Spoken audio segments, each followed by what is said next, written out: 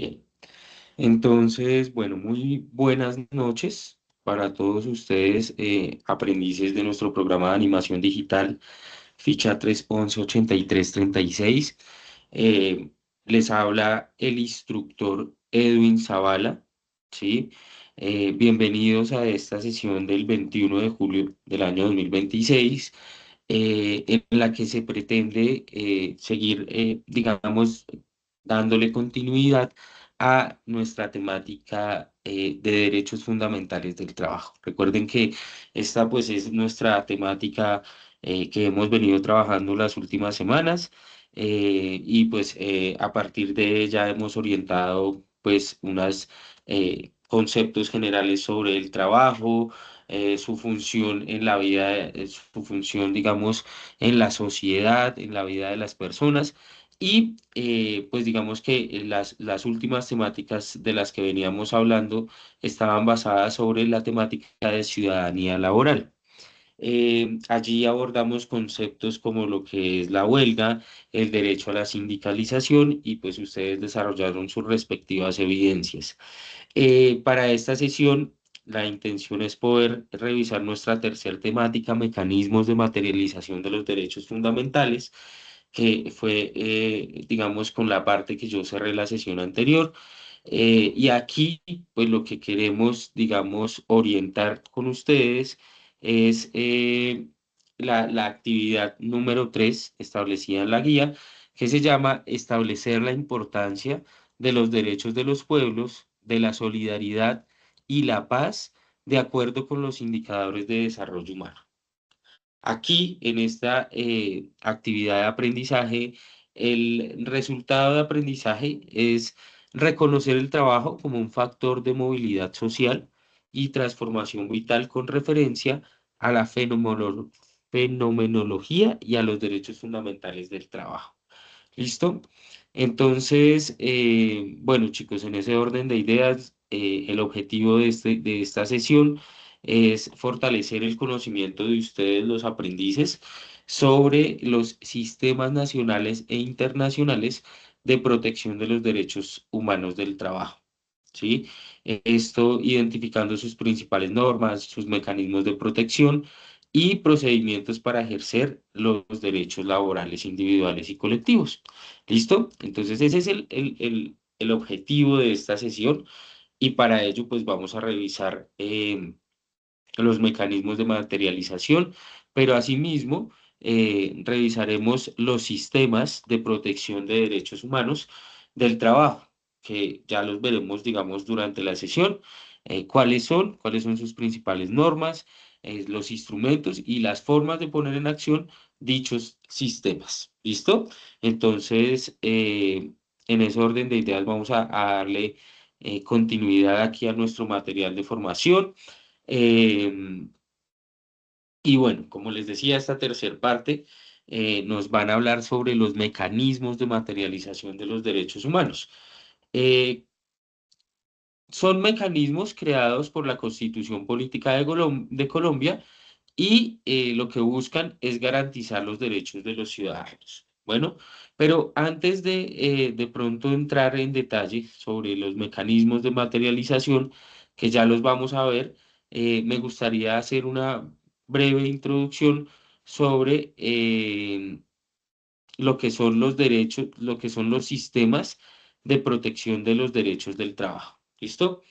Entonces veíamos en las anteriores sesiones que el derecho a la huelga y el derecho a la sindicalización son derechos que están consagrados en la Constitución Política de nuestro país, pero que también están, digamos, inmersos dentro de los acuerdos que existen a nivel internacional, y que en este caso, digamos, los lidera la Organización Internacional del Trabajo, que digamos, la hemos venido mencionando durante nuestras sesiones, la OIT. ¿Listo? Entonces allí quiero que ustedes comprendan que los sistemas de protección de los derechos humanos del trabajo son esos organismos que se han creado para promover el trabajo decente y promover los derechos de los trabajadores. ¿Listo? Entonces, en este momento, yo hablaré de tres sistemas de protección de derechos del trabajo, que son el primero, la OIT, la Organización Internacional para el Trabajo. Vimos un video en las sesiones anteriores sobre cuál es su función. Vimos que, pues, como les decía, es un organismo especializado, en este caso de las Naciones Unidas, creado en 1919 para promover el trabajo decente y proteger los derechos de los trabajadores. Bueno, sus principales funciones: promover el trabajo digno, elaborar convenios internacionales, supervisar el cumplimiento de los derechos laborales y promover el diálogo social. ¿Listo? Entonces, ¿cuáles son los convenios fundamentales que promueve la OIT? La libertad sindical, la negociación colectiva, que la vimos la sesión anterior, ¿cierto? La eliminación del trabajo forzoso, la eliminación del trabajo infantil o la igualdad y la no discriminación. ¿Listo? Entonces, digamos que veíamos eso eh, en anteriores sesiones. Yo les estoy mostrando aquí en pantalla cuando tuvimos la oportunidad de conocer em, la función de la OIT, que eso lo vimos aquí en nuestra primera partecita. eh, en donde veamos la Declaración Universal de los Derechos Humanos. Y vimos por aquí, permítame un segundito, si no lo hemos visto, eh, ya lo voy a proyectar, un video sobre la OIT. ¿Listo? Que me parece pues importante que ustedes lo puedan visualizar, eh, para retomar un poco cuál es esa labor. Sí, yo recuerdo que lo proyectamos en anteriores sesiones, la labor de la OIT. Sin embargo, ustedes pueden visualizar el video cuando consideren que es pertinente hacerlo. Y allí, pues obviamente nos explican sobre esa, sobre esa organización que, pues, digamos, cumple una función tan importante dentro de lo que son los derechos fundamentales del trabajo. ¿Listo? Entonces es importante que podamos revisar ese tema. Otro de los sistemas que existen eh, de protección de los derechos humanos es la Comisión Interamericana de Derechos Humanos. De esta sí no hemos hablado, y esta pues es un organismo principal del sistema interamericano de derechos humanos. Su función consiste en vigilar el respeto de los derechos humanos en los países miembros de la OEA. ¿Listo? ¿Cuándo interviene? Cuando un Estado vulnera derechos fundamentales y no ofrece soluciones efectivas dentro de su propio sistema judicial. ¿Listo? Y por último, el último sistema de protección de derechos humanos, en este caso y aterrizándolo a nuestro país, es la Constitución Política de Colombia. ¿Listo?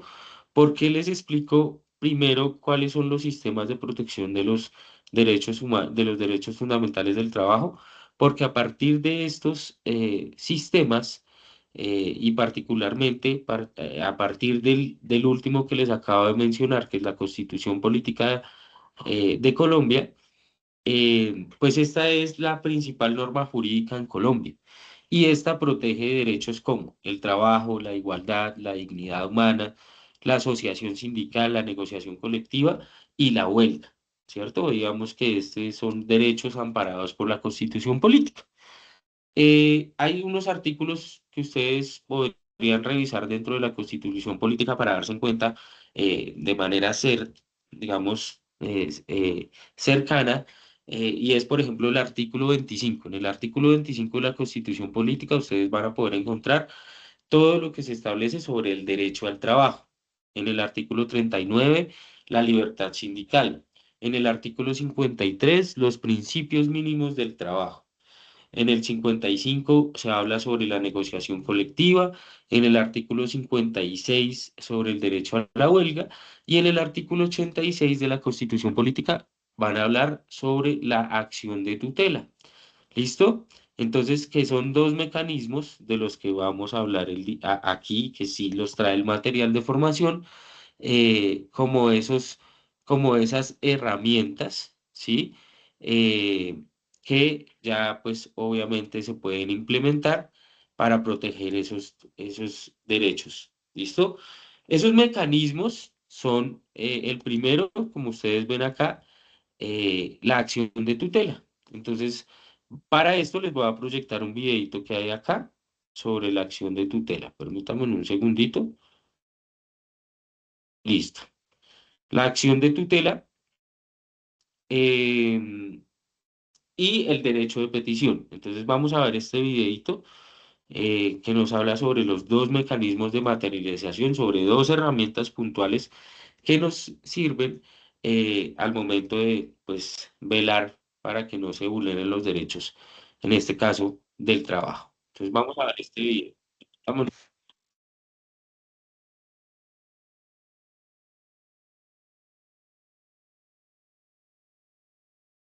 dame un segundo.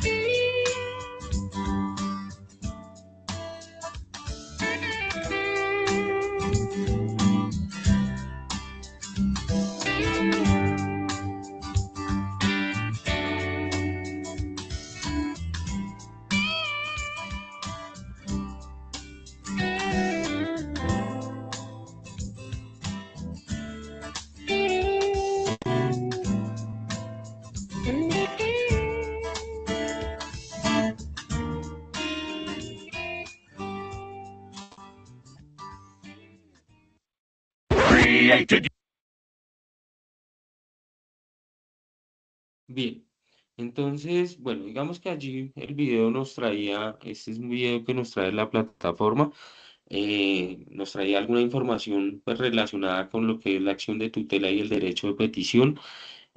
Nos mencionaban algunas de las características, los tiempos establecidos en cada uno de los mecanismos, los actores a los que se les debe presentar como tal estos mecanismos o cómo se deben activar. Y para ello pues traemos otro videito también que nos pueda afianzar un poquito más el concepto de la acción de tutela. ¿Listo? Posterior a esto también les explicaré em, la guía de aprendizaje, ¿sí?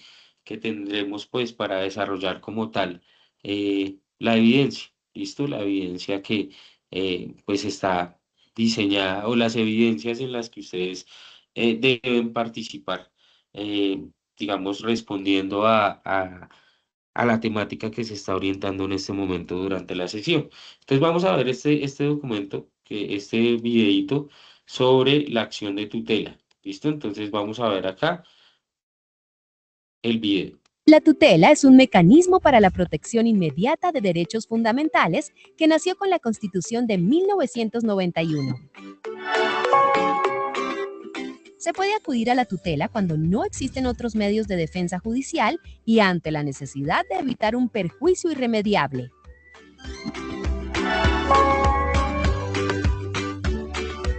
Para la procedencia de una tutela, se deben analizar los siguientes aspectos.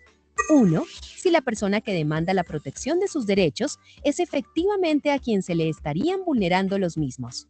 2. Si la presunta vulneración de los derechos puede atribuirse a la entidad o persona demandada.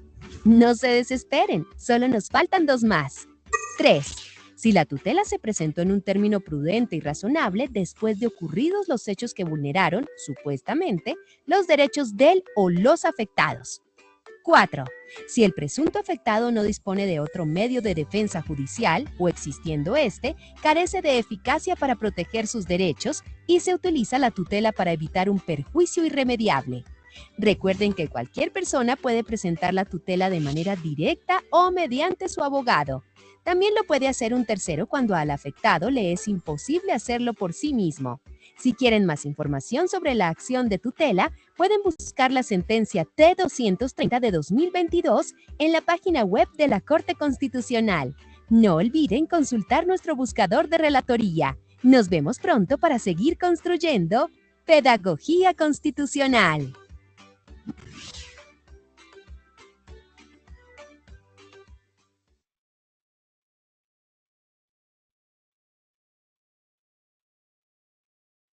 Bien, chicos, entonces, digamos que ya este video nos confirmaba un poco más las características de lo que es la acción de tutela, como ese mecanismo de materialización o una herramienta que tenemos para proceder ante ciertas situaciones y que pues está consagrado dentro de nuestra constitución política.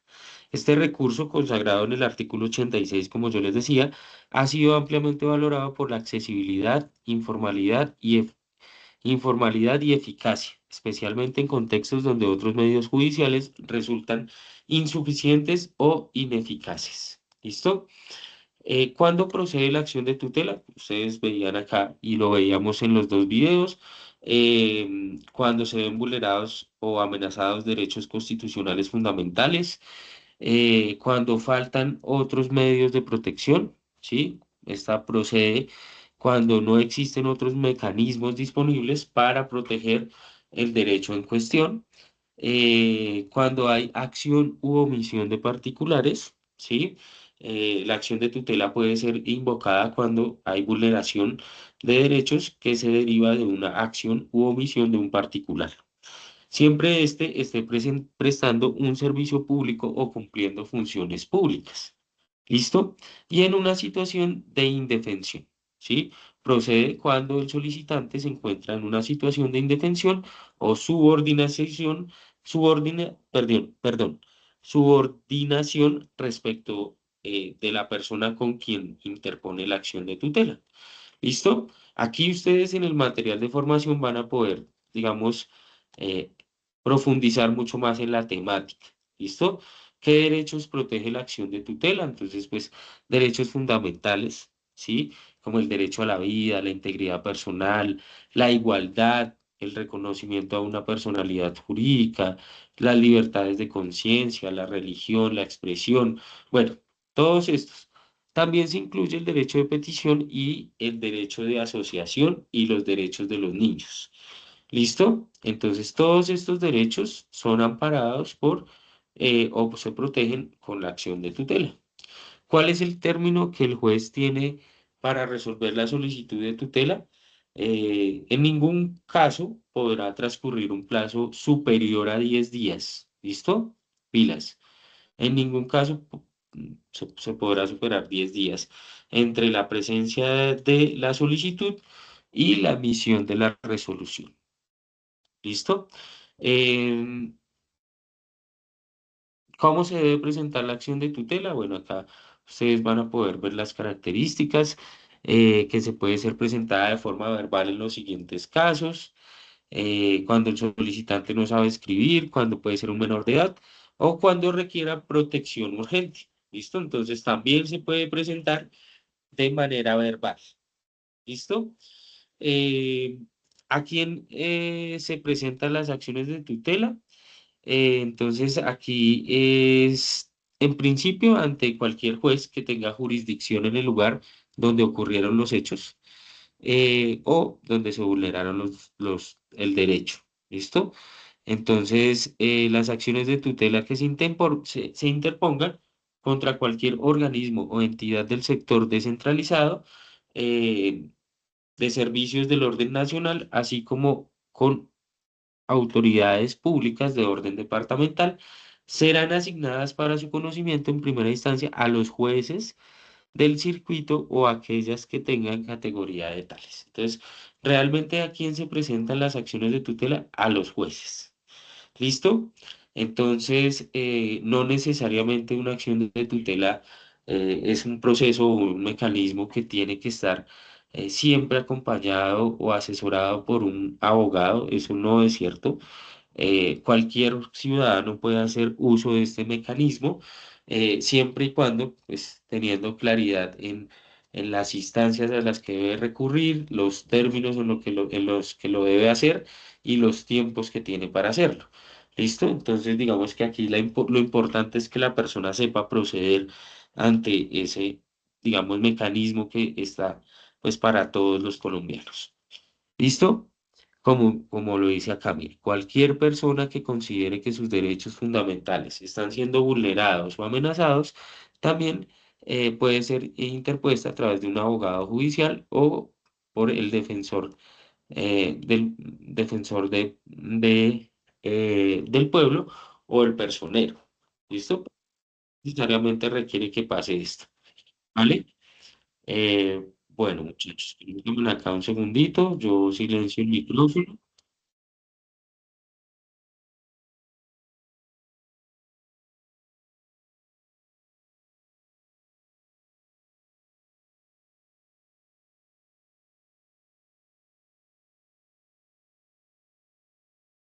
Listo. Discúlpenme, qué pena con ustedes. Entonces, bueno, aquí como ustedes pueden ver, existen mecanismos constitucionales y legales para la defensa de los derechos fundamentales y de las y los trabajadores. Entonces, también vamos a poder ver lo que es el derecho de petición y para ello también les voy a proyectar un video, pero antes de eso, pues socializaré aquí la definición de lo que es el derecho de petición. Es un derecho fundamental que otorga a toda persona la facultad de presentar solicitudes respetuosas a las autoridades, ya sea por motivos de interés general o particular, y de recibir una pronta respuesta. Este derecho también se extiende a situaciones en las que se interpone una petición contra particulares, con el fin de garantizar los derechos fundamentales. Esto incluye casos en los que los particulares ejercen funciones públicas, prestan servicios públicos o cuando el peticionario se encuentra en una situación de subordinación. ¿Listo? Como en el caso de ser de un empleador. Entonces vamos a ver acá puntualmente qué dice este audiovisual de petición y pues con esto cerraríamos la temática de los mecanismos de materialización y los sistemas de protección de los derechos fundamentales del trabajo. ¿Listo? Ahí ya pasaré a orientar un poco la guía de aprendizaje y las evidencias que ustedes pues van a participar para dar respuesta a nuestra guía. Entonces vamos a ver este video, muchachos, y ya. Preceptos establecidos en la nueva ley estatutaria que Siguiendo los preceptos establecidos en la nueva ley estatutaria que regula el derecho de petición en Colombia, la ley 1755 de 2015, Libardo Guauta, coordinador del Grupo de Control Disciplinario Interno del Ministerio de Justicia y el Derecho, nos habla sobre la importancia de resolver las peticiones a tiempo, así como de las posibles consecuencias jurídicas por no hacerlo. ¿Qué es un derecho de petición? Por el derecho de petición, en términos generales, podemos entender toda solicitud que eleve una persona ante la administración pública o ante los particulares, independientemente que estos sean personas naturales o sean personas jurídicas o que necesariamente deban cumplir funciones administrativas o funciones de las entidades del Estado. ¿Para qué sirve? El derecho de petición sirve para que cualquier persona solicite información ante las autoridades acerca de las funciones que le son propias. Adicionalmente, para presentar quejas, iniciar actuaciones administrativas, formular consultas, obtener copias, obtener información. Incluso la nueva norma establece la posibilidad de que menores de edad, sin que medie la representación de sus padres o de un abogado, puedan solicitar información ante las autoridades encargadas de protegerlas. ¿Cómo se presenta? En términos generales, el derecho de petición no requiere formalidad alguna para formularse. Incluso es posible presentarlo verbalmente. Sin embargo, existen algunas peticiones que se entienden regladas y para las cuales la administración tiene que definir previamente y publicitarlo los requisitos que ésta debe cumplir para poder darle trámite. ¿Cuál es el tiempo límite de respuesta oportuna? Lo primero que hay que decir es que el derecho de petición tiene diferentes modalidades. Por eso, dependiendo de la modalidad, será el tiempo de respuesta. Me explico. La regla general establece que el derecho de petición se debe resolver en el término de 15 días hábiles contados a partir del día siguiente a la presentación de la petición. Pero en las modalidades de consulta, el término para resolver son 30 días. En la modalidad de entrega de información y documentos, el término es de 10 días. Cuando se trata de peticiones entre entidades del Estado, también es de 10 días. Y finalmente, cuando se trata de peticiones o cuestionarios elevadas por los congresistas, el término es de 5 días calendario, que a diferencia de los anteriores se cuentan hábiles. ¿Cuáles son las consecuencias jurídicas al no responder y comunicar en tiempo la respuesta? Inicialmente tenemos que decir que el desconocimiento del derecho de petición es la vulneración a un derecho fundamental. Por esta razón, dejar de resolverlo tiene como primera consecuencia la procedencia de la acción de tutela en contra de la administración para que se dé respuesta en el término que la autoridad judicial determine. La segunda consecuencia es el inicio de una actuación de carácter disciplinario por haberlo dejado de responder en tiempo. La tercera es que la persona puede, ante el silencio de la administración, interponer los recursos para lograr una respuesta efectiva. Y finalmente, podría la persona acudir ante la jurisdicción de lo contencioso administrativo y promover una acción contenciosa en contra de la administración. Todos por un nuevo país. Paz, equidad, educación.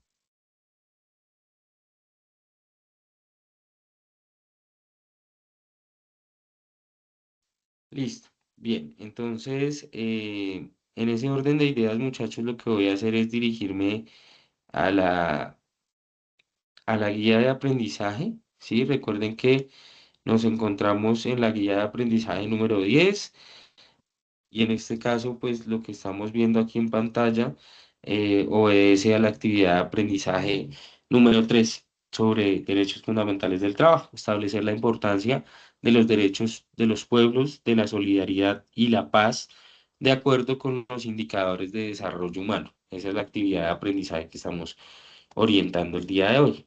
¿Listo? Eh, el material de formación para consultar, pues es para el desarrollo de esta actividad es importante la lectura y el análisis del componente formativo, derechos fundamentales del trabajo. Recuerden que pues vimos hoy mecanismos de materialización y sistemas de protección de los derechos fundamentales del trabajo. ¿Listo? Entonces acá están las evidencias. A continuación se describen las acciones y las correspondientes evidencias que forman parte de esta actividad de aprendizaje. La primera evidencia que ustedes están viendo en pantalla obedece a un mapa mental sobre violación de derechos del trabajo. ¿Listo? Entonces ustedes van a revisar muy juiciosos la plataforma, porque allí en la plataforma hay un anexo que les explica claramente cómo ustedes deben desarrollar el mapa mental. ¿Listo? Sin embargo, ya en un momento se los voy a mostrar acá en pantalla para que ustedes lo puedan visualizar. Bien, entonces ese mapa mental que ustedes están viendo en este momento es la primera evidencia que ustedes van a desarrollar. Entonces acá están unos puntos en la guía general en la guía número 10 en la que dice primero, realice una lluvia de ideas sobre los derechos humanos del trabajo, indicando en qué consiste el derecho, cómo surgió y ante quién se puede exigir su cumplimiento. ¿Listo? Indique en qué consiste el derecho, y el derecho al trabajo. ¿Sí? Segundo, atienda el encuentro online con el instructor sobre sistemas de protección de derechos humanos del trabajo, que hablamos de la OIT, de la CIDH, que es la Comisión Interamericana de Derechos Humanos, y de la CP, que es la Constitución Política. ¿Listo? Así como sus principales normas, instrumentos y formas de poner en acción dichos sistemas, incluyendo el derecho de petición y la acción de tutela, tanto como los pasos de creación de una organización sindical y el inicio del conflicto colectivo. ¿Listo? Entonces lo que nos dice acá es que basado en este componente, en el componente formativo y en la información proporcionada, en este caso eh, por el instructor, elabore un mapa mental en el cual presente cuáles son cuáles pueden ser las acciones de la OIT, la CIDH y la CP frente a una violación de derechos del trabajo y a su vez en los documentos del programa pues revise el anexo en el que nos dan más indicaciones de cómo desarrollar ese mapa mental. ¿Listo? Entonces,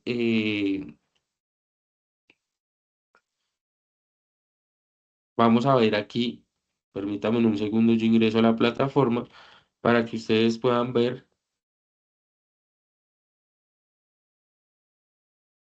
eh, el anexo que ustedes van a poder encontrar para el desarrollo de este material. ¿Listo? De este mapa mental, disculpen. Entonces recuerden que ustedes deben dirigirse a la fase número 4, que es la fase de evaluación, la fase en la que nos encontramos, ¿cierto? Y una vez se ubiquen en la fase 4, ¿sí? Que es esta fase 4, fase de evaluación, van a ubicarse en la actividad proyecto número 10 y no se van a ubicar como tal en el material de formación, sino en las actividades. ¿Listo? Recuerden que en este caso estamos en la actividad de mapa mental. ¿Sí? Entonces el mapa mental lo tenemos aquí, en esta partecita, actividad número 3 mapa mental. Una vez ustedes le dan clic allí, él les muestra este banner en el que tiene eh, dos opciones para que ustedes puedan acceder a diferentes documentos. En el primero dice clic aquí para acceder al anexo. Y en digamos, esta ventana emergente, pues él me va a permitir ver el anexo de de ese mapa mental. ¿Listo? Ya lo voy a proyectar en un momentico, el anexo o la guía para que ustedes puedan desarrollar su mapa mental. ¿Listo? Entonces permítanme en un segundo y yo les comparto acá pantalla. Es que se genera una vez uno le da clic al anexo, es que descarga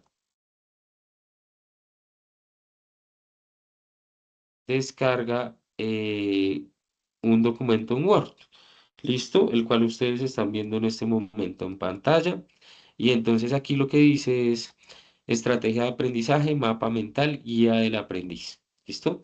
Entonces le cuentan qué es un mapa mental, cómo se debe usar y unos elementos que componen el mapa mental. ¿Sí? Entonces el tema central, unos dibujos, imágenes o símbolos, unas nubes, palabras claves, ramas, bur- bifurcaciones, ¿sí? Que son elementos de lo que componen un mapa mental.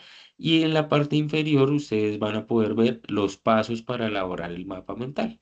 Entonces dice primero definir el contenido central. Recuerden que el contenido central del mapa mental, como ustedes lo pudieron ver en la guía, es pues una vulneración de derechos y cuál sería la actuación de los sistemas de protección de los derechos fundamentales. ¿Listo? Ese es el tema central. Segundo, identificar el número limitado de características. Tercero, jerarquía de ideas. Cuarto, unir asociaciones. Sí, todas las, digamos, recomendaciones que ustedes deben tener en cuenta para la elaboración de un mapa mental. Y al final de la guía les muestran un ejemplo de un mapa mental. ¿Sí? Entonces aquí está el ejemplo y los lineamientos para la entrega como tal del producto. ¿Listo? Entonces, muchachos, importante que revisen por favor, ¿sí? Em, en la plataforma este anexo, porque este anexo pues les va a permitir a ustedes eh, tener mucho más precisión a la hora de elaborar su evidencia. ¿Listo, chicos? Entonces, nada, por favor, muchachos, eh, estemos en contacto. Si no se pueden conectar, pregúntenme a través de WhatsApp y miramos cómo nos podemos concentrar para que sus evidencias se puedan desarrollar. ¿Listo? La segunda evidencia que ustedes van a tener que, muchachos, está en la guía de aprendizaje, es la participación en un foro temático. Ese foro temático yo lo voy a dejar habilitado hasta el 16 de agosto, que es cuando finaliza esta fase de ustedes, y entonces ustedes lo van a poder, digamos, van a poder participar en él hasta ese día. ¿Listo? Entonces, ese foro es un estudio de caso. ¿Listo? Aquí ustedes están viendo en pantalla y es que con la información suministrada en el componente formativo, los respectivos videos que allí se encuentran, eh, desarrolle primero sobre el caso asignado por el instructor, ¿sí? Que yo les voy a asignar un caso en el foro temático. Usted va a identificar de manera individual, no lo vamos a hacer en grupo, de manera individual, cuáles son los derechos de los trabajadores que no se cumplen, cuáles son sus respectivas cuantías y adicionalmente a esto, pues usted va a preparar una CART, que también podría ser lo que es una cartelera digital, donde usted presenta el incumplimiento de derechos en el caso que yo le asigné. ¿Sí? Y esta es la segunda participación que ustedes van a tener o la segunda evidencia que van a tener que desarrollar. ¿Listo? El foro temático sí estará habilitado hasta el 16, la evidencia del mapa mental también tendrá un plazo ampliado hasta el 16 de agosto.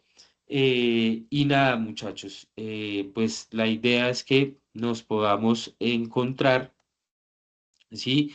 La próxima semana para continuar pues con nuestra temática de derechos fundamentales del trabajo. ¿Listo? Entonces la intención es que nos podamos volver a encontrar el próximo eh, viernes. Yo les voy a dar unas semanitas para que nos encontremos el viernes 31 de julio y podamos desarrollar pues otras dos evidencias que corresponden también a esta actividad de aprendizaje, lo que es un cuadro comparativo sobre el derecho de petición y la acción de tutela y un texto argumentativo que también nos proponen allí. ¿Listo? Entonces, pues realmente estos temas ya los vimos y si ustedes quieren ir avanzando en la construcción de estas dos evidencias no hay problema. Sin embargo, pues estaré para que nos conectemos el viernes 31 y podamos desarrollar como tal nuestra sesión sincrónica. Entonces, a todos ustedes, muchachos, muchas gracias por su participación. Eh, por favor, pendientes para subir sus evidencias y no siendo más, les deseo que pasen una feliz noche, muchachos. Que estén muy bien, hasta luego.